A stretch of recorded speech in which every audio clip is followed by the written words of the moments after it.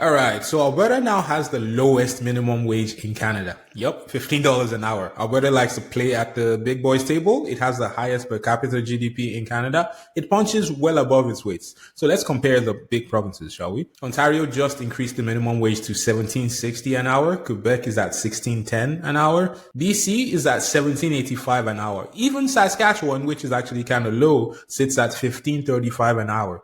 A lot of provinces have increased their minimum wage lately to help people actually afford to live as inflation continues to erode people's spending power.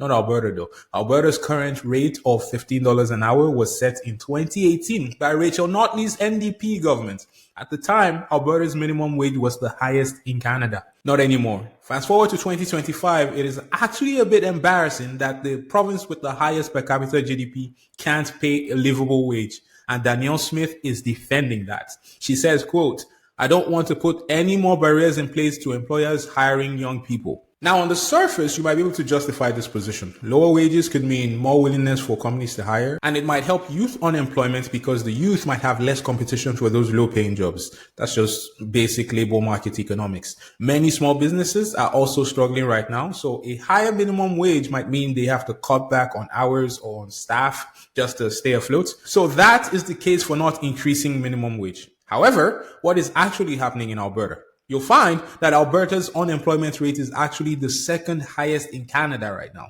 It is higher than the national average. It is second only to Newfoundland and Labrador. What about youth unemployment? Similar story. CBC reported that Alberta youth are losing hope about job prospects as unemployment reached new highs over the summer. So what is this myth that they're protecting jobs for young people by keeping minimum wage low in Alberta? What jobs? What jobs? Here's another sign that this strategy of suppressing wages has not worked for Alberta so far. Some of you might know that Alberta is the only province that has a youth minimum wage. So essentially, if you're under 18, your minimum wage is actually $13 and not $15 an hour. Clearly, suppressing wages has not worked. Anyways, the other justification that Danielle Smith has for not increasing minimum wage is that Alberta has no provincial sales tax. So let's do the math. Is not paying PST worth the lower salary to you? Ultimately, which one leaves you with more money in your pocket? That's the most important bit, right? Let's compare Alberta to British Columbia and Saskatchewan.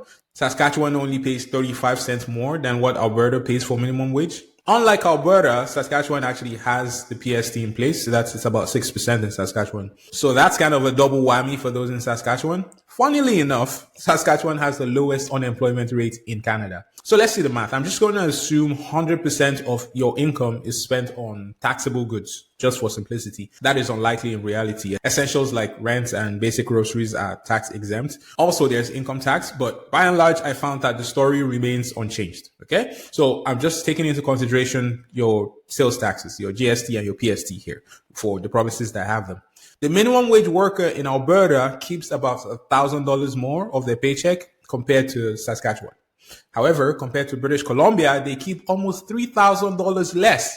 That's a lot of money to somebody on minimum wage. But there's another facet to this that you need to consider. Maybe it doesn't matter when you consider inflation. So that's the last thing I wanted to compare in this video. Maybe Danielle Smith is saying inflation is not that bad in Alberta compared to other provinces, because that's the justification for a lot of these provinces increasing their minimum wage. So that's interesting. That is very interesting. Alberta's consumer price index as of August 2025 is the third lowest in Canada. You might know that the CPI measures the average change in prices paid by consumers for a fixed basket of goods and services. That basket would include things like food, housing, transportation, healthcare, education. Well, what this low CPI number is showing is that prices in Alberta have increased slower compared to other provinces. That translates to lower inflation.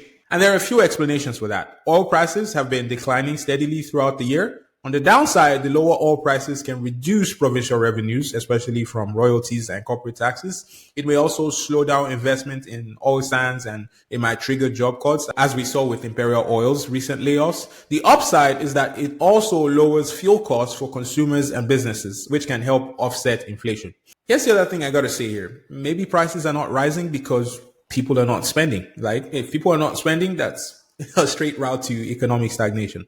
All the more reason why Danielle Smith needs to raise minimum wage and put more money in the people's pockets so they can spend more. The Alberta government has a chance here to jumpstart the economy that way.